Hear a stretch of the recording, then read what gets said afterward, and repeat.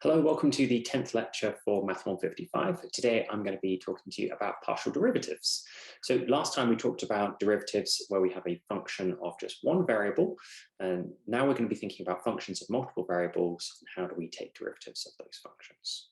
So we're going to be talking about what is a partial derivative and how we compute it in different contexts, and then how do we interpret that partial derivative. So if we start off with the definition, well, we define a partial derivative in quite a similar way to how we defined a derivative of a function that just has one variable. So if we want to say have a function f of xy and take the derivatives of f of xy with respect to either x or y, well, if we want to take the derivative with respect to x, we say that df dx with these script d's that look like this, that indicate partial derivatives. You see df dx or f subscript x, which says the partial with respect to x, of this function f of xy is equal to the limit as h tends towards 0 of f of x plus hy minus f of xy divided by h. So what we're doing is we're taking a small step in the x direction given by this h, and then we're going to let that step tend towards 0, and that will give us a tangent at this point. Okay, exactly the same if we want to take the derivative of f with respect to y. This time we're going to have df dy or f subscript y, and here this time we take a small step in the y direction and then let that step tend towards 0. Now we're going to have a tangent in the y direction. Okay, so let's visualize this and see what that actually looks like. Okay, so here is a surface, which is some function f of x and y. And on that surface, I've just drawn on a point, which I'll just move around here just to illustrate where it is. And what we're going to do is just visualize what's happening when we take partial derivatives with respect to x or y. So if, for example, we want to take a partial derivative with respect to x, we're going to fix our y value, and we're just going to look at what's going on in the x direction. So that's just like taking a slice through this way, so some constant value of y, and we're going to look at what happens as we vary the x coordinates, so as we move in this direction. We see that we have, we're moving along this surface, but just in the x direction, therefore we're actually just moving along a curve. So if we get rid of this surface here, we can see that all we're doing is we're working out the derivative along a curve, which we can do because that's just in one dimension. So that's fine. We get exactly the same thing if we did it in the y direction. So let's go back to our surface. Now, if we want to look at things in the y direction, we flip this around. Now, again, we are going to be toggling things in the y direction. So we're moving along in this direction now. Again, if we get rid of the surface, we just again have a curve, and as we vary our y coordinate, we move along that curve, and so we're just working out the tangent at a particular point along that curve. So whenever we're doing partial derivatives, we're either looking at either what's going on in the x direction or the y direction, and we are holding the other direction constant. Okay, so hopefully that's given some intuition as to what's going on with partial derivatives. How do we actually calculate them? Well, like I said, what we're doing is we're assuming that one of our variables is being held constant whilst we differentiate the other. So that's exactly what we do when we calculate the derivative. So if we have this function here, z, so we're going to call this also f of xy just for ease. So this f of xy is equal to e to the x minus xy all divided by 1 minus y. So let's work out our partial derivative with respect to x. Well, that's going to be a partial of this function here, e to the x minus xy over 1 minus y. But we're going to assume that our y's are constant. So let me just change the color of these y's. We're going to assume now that this y here and this y here are just constant. And of course, the 1 on the bottom is also a constant as well. So we can actually just rewrite this as 1 over 1 minus y. We're going to take out a factor of 1 minus y, because that's a constant, times by dx of e to the x minus x y. Keep that in green, where our y is treated as being a constant. So if we work out what that is, the derivative of x with respect, e to the x with respect to x is just e to the x. So we're going to have e to the x. Then we're going to have minus xy. The derivative of minus xy with respect to x is just going to be minus y. The reason is that we're treating y just like any other constant. So imagine if y was equal to 2 or -1 or 4, whatever happens to be. If we're taking the derivative of minus xy with respect to x, then our derivative is just going to be minus y. Our partial derivative with respect to x is minus y. And then this was all divided by 1 minus y. And that's it. That's our partial derivative of this function with respect to x.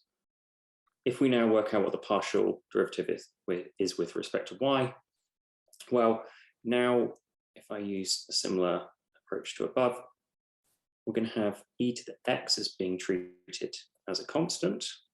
And we're also going to have this minus x part here being a constant. The y on the top and the 1 minus y on the bottom are no longer constants. They can be treated as variables. So we need to use the quotient rule here.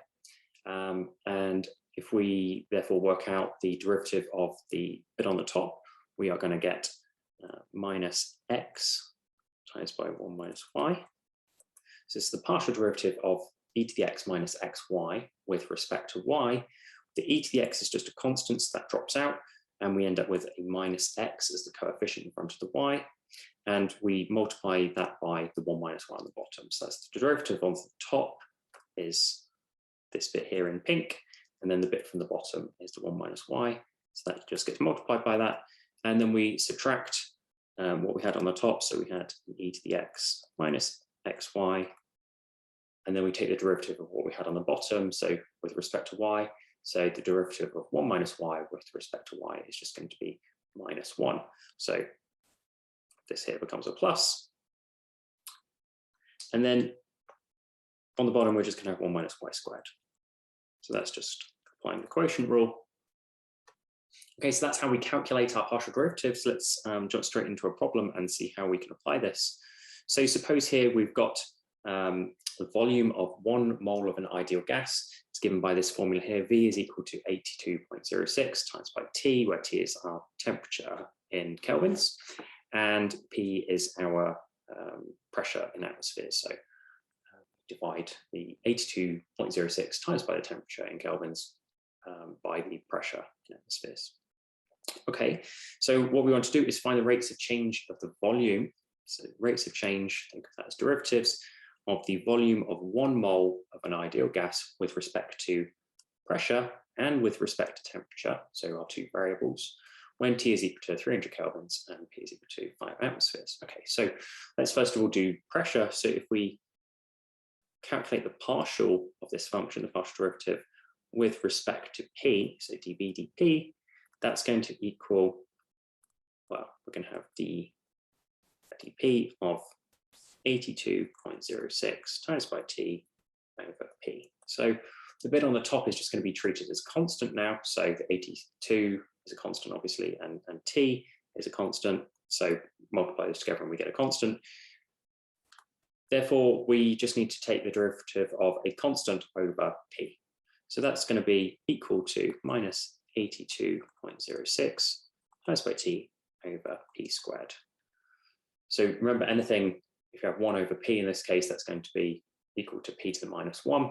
So we bring the minus 1 to the front and lower the power by 1, which gives us 1 over P squared, therefore. So we ended up with minus 82.06 T is equal to P squared. Okay, now let's think about what happens if we have dV by dt, so a partial with respect to temperature. In this case now, the P is going to be treated as a constant, therefore we just end up with 82.06 over P. So this was just something that was linear in T, so we reduced the power of T by 1, and we end up with just 82.06 divided by P.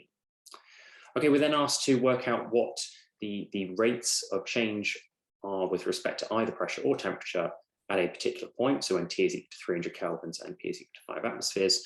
So we need to evaluate each of these partial derivatives at T is equal to 300 and P is equal to 5. So we just substitute those values in. Okay, so if we substitute those values in here to our partial here, we're going to have minus 82.06 times by 300,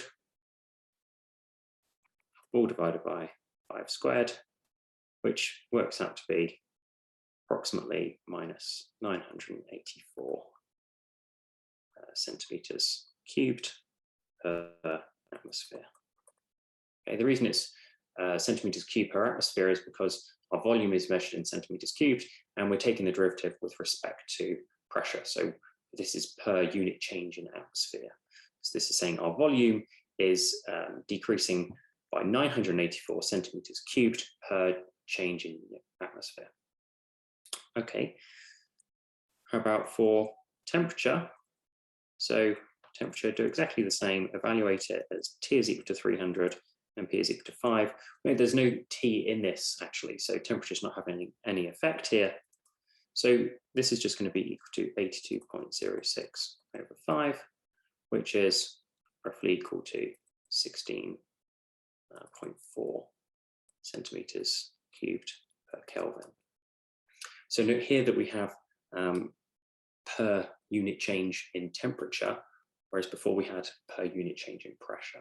Okay, so this bit here is different from this bit here because we're moving in a different direction. Okay, so the first derivative dV by dP was the partial change in volume with respect to changes in pressure, whereas on the right-hand side, we've got the change in volume with respect to change in temperature.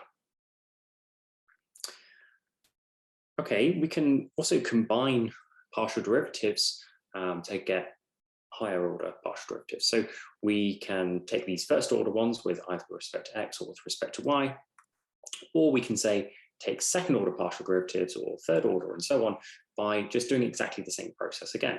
So for example here, f of x with respect to x, the partial of f with respect to x, and then take the partial derivative of that again with respect to x gives us f subscript xx, indicating that we have taken partial derivative of f with respect to x twice.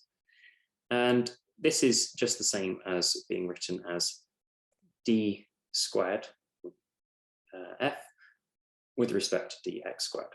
Okay, so we write it in a very similar notation as to what we would do if we were taking the second order derivative of a function of one variable. We can also take the partials with respect to x and with respect to y. And how we do this is saying, okay, first of all, we take the partial with respect to x, then we take the partial derivative with respect to y. We write this as fxy. So again, the first thing is the thing we do first, the second one is the one we do second. And then we write this here. Note there's a slight change in notation here as we move around. We have, again, d squared f, but we end up with the thing that we did first being on the right-hand side and the partial derivative that we took second being on the left-hand side. Okay, so just note that the order changes for these two things. And we can work out any other higher order partial derivatives that we like as well.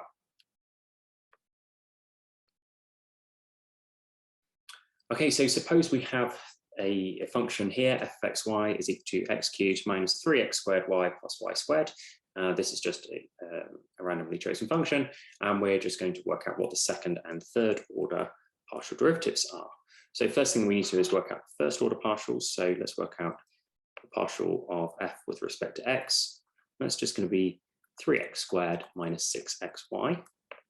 If we do the same, the partial of f with respect to y is going to be minus 3x squared plus 2y. So remember, in the first case, we're going to be treating y as a constant, and in the second case, treating x as a constant.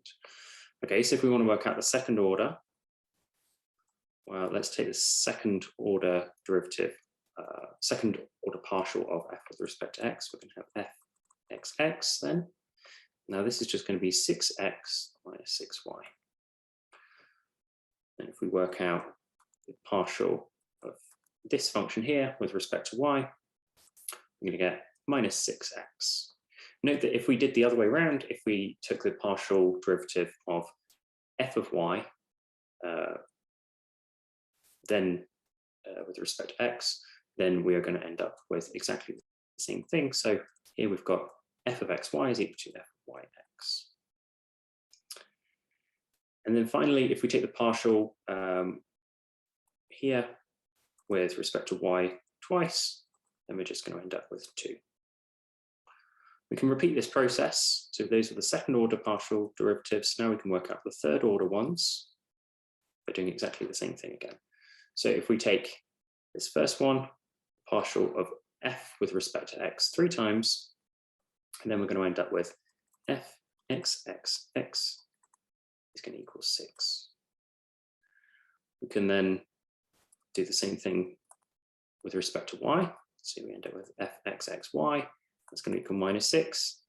And you'll also see that you can change the order of these things around. We'd have got exactly the same thing if we had taken 2 partial derivatives with respect to x and 1 with respect to y in any order. So this is the same of f, the partial of f with respect to x, y and x, and y, x, x. Okay, we can carry this process on. If we do the same thing here, if we take the partial derivative of f with respect to x, then y, we're just going to get 0. And that's exactly the same. So if we take 2 partial derivatives of this function with respect to y in any order, we're always going to get 0. So this is the same as this and as this. And finally here, we've got a constant. So if we take the partial derivative with respect to y again, we're going to get 0.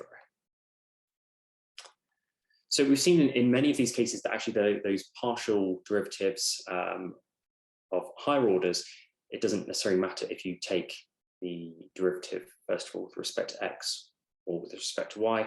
And this is actually an important result known as the equality of mixed partials. And if they satisfy, if your functions satisfy certain criteria, which they're always going to do as far as you're concerned in this course, then the partial derivatives, the mixed partials, are the same. So whether you do your partial of f with respect to x, then with respect to y, or you take your partial derivative with respect to y and then to x, you get the same thing.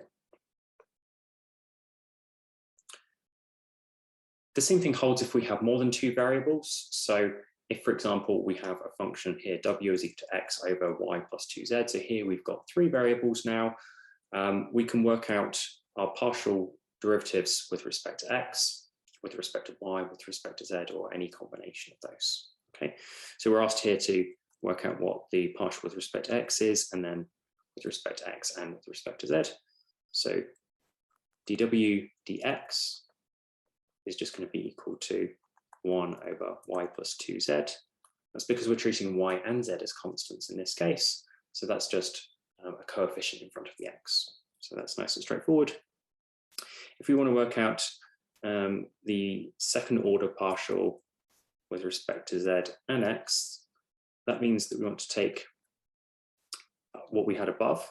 So we've already worked out what the partial of w is with respect to x, and we want to take the partial derivative with respect to z now. So we take what we had above, and this is just going to be equal to minus 2 over y plus 2z all squared. So this is very similar to what we had before. We've got more than 2 variables now. We take exactly the same process. We treat everything that we're not taking a derivative with as a constant, and then we can combine these partials in whichever combination we want to. Okay, so that's how we can calculate partial derivatives. If we've got functions, what happens if we don't have a function? Can we do anything if, say, we've just got a table of values? So if you recall, we had an example previously of a wind chill index, where we're varying temperature, say, T, and our wind speed V. And this gives us a function of, it gives our wind chill, which is a function of our temperature and our wind speed. at a particular point. Okay, so here, if we want to say estimate the values at a particular point, so we want to estimate the rate of change of wind chill with respect to temperature or with respect to wind speed at a particular point. So the particular point we're interested in is minus 1530. So that's this point here, minus 1530.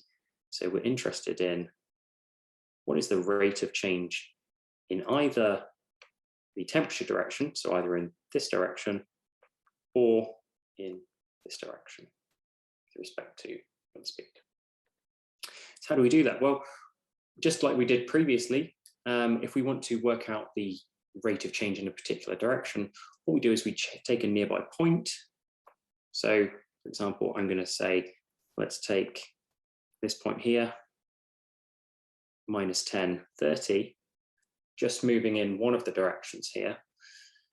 So I'm going to take this point here, minus 1030, and look at the rate of change of temperature. So we're going to approximate that. So we're going to say that our partial derivative of F with respect to temperature at minus 1530 is just going to be approximately equal to, well, what's the value at F of minus 1030 minus what we had at minus 1530 divided by the change in temperature. So the change in temperature is going to be minus 10 minus 15. If we work this out, we end up with minus 20 minus 26 over 5, which is just equal to 1.2. If we do the same thing now with respect to wind speed, now we're going to have the rate of change, wind speed is going to be equal to, or approximately equal to, well, let's pick a point. So let's do this in a different color here. Let's pick now this point here. So we're going to look at minus 1540. Circle this here. So minus 1540. So we're going to look at this point here and say, okay, what's the rate of change going in this direction? Okay, so this is going to be approximately to what we have now at minus 1540 minus what we have at minus 1530 divided by the change. So here's the change in wind speed, so it's going to be 40 minus 30. And if we work that out, we end up with minus 27 minus 26 over 10, which is equal to minus 0.1. So these values here are our rates of change at this particular point with respect to either temperature or velocity. So what this tells us is that wind chill is more sensitive to a change in temperature, a unit change in temperature, than a unit change in velocity, wind speed velocity when we're at t is equal to minus 15 and v is equal to 30. Okay, so what can we say about the signs of dw dt and dw dv in general? Well, this is a little bit confusing because our wind chill index is negative, but we can see that in general, dw dt, so the rate of change of the wind chill as temperature increases, the wind chill index is going to increase. So in fact, wind chill actually decreases as your temperature increases. The reason it's the other way around is because our wind chill is negative. Okay, so as we move in this direction here, we see that our wind chill index, our W, increases when we're moving in that direction. And then conversely, if we look at what happens when we increase the speed of the wind, we see that our values of W tend to decrease. Okay, so as we move in this direction, they tend to decrease. So that means that dw dv is less than 0. So yeah, this is a little bit confusing because the wind chill index is negative, but we see that our values of W increase as t increases, but decrease as v increases. So our partial derivatives have opposite signs. We can also estimate what's going on with our partial derivatives by looking at level curves. So for example, if we want to work out what is the partial derivative of this function at the point 2, 1, either with respect to x or with respect to y. We do something very similar to what we did above. Well, where's our point 21? It's going to be this point here. And we say, okay, well, let's pick a point nearby and approximate the derivative. Okay, so if, say, we take this point here, which is fairly nearby, we are going to work out what the distance is between here and what the change in our function is. So we can say that our partial derivative with respect to x, so just moving in the x direction here, at 2, 1 is going to be approximately equal to what our function is at, say, and that's probably about 2.6, 1, and our value that we had at 2, 1, and we're going to divide it by the amount that we've changed by. So we've gone from 2.2 to 2.6. This is a change of 0.6. This is going to be equal to, well, we know what our level curves are. Our level curve at this second blue point on the right is going to be approximately 12. And we started off on the level curve at 10. So usually you would try to pick points that are on the level curves because you know those values of the function exactly. And this is going to be divided by 0.6, which is going to equal 3.33. Okay, what happens if we go in the other direction? So now we want to work out f, the partial of f with respect to y at 2, 1, or if we want to approximate this. Well, okay, let's do the same, but pick a point going in this direction. So let's pick a point up here. So we're moving in the y direction now. And this is, say, it's a little bit below that actually, isn't it? So say that's about 0.8 units up. So here we're going to have f of 2, 1.8. So we assume that this is about 0.8 units here. And previously we moved in the x direction by about 0.6 units. So here we've got f of 2, 1.8. We're going to subtract f of 2, 1, so our initial point, and divide it by the amount that we're changing by, so we're changing by 0.8. This gives us 8 minus 10, so this point up here is at the level curve given by f is f of x, y is equal to 8.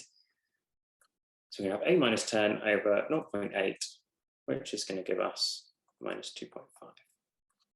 Okay, so that tells us that as we're moving in the horizontal direction, our function for every unit that we move to the right is going to increase by 3.33. But if we move vertically in the positive direction, so if we go up in the y direction, then our function is going to be decreasing for every unit that we go up by minus 2.5. Okay, that's it for today and our discussion of partials. There are some self-study problems at the end. Please have a look through these, and I will see you in the problem class. Thanks very much.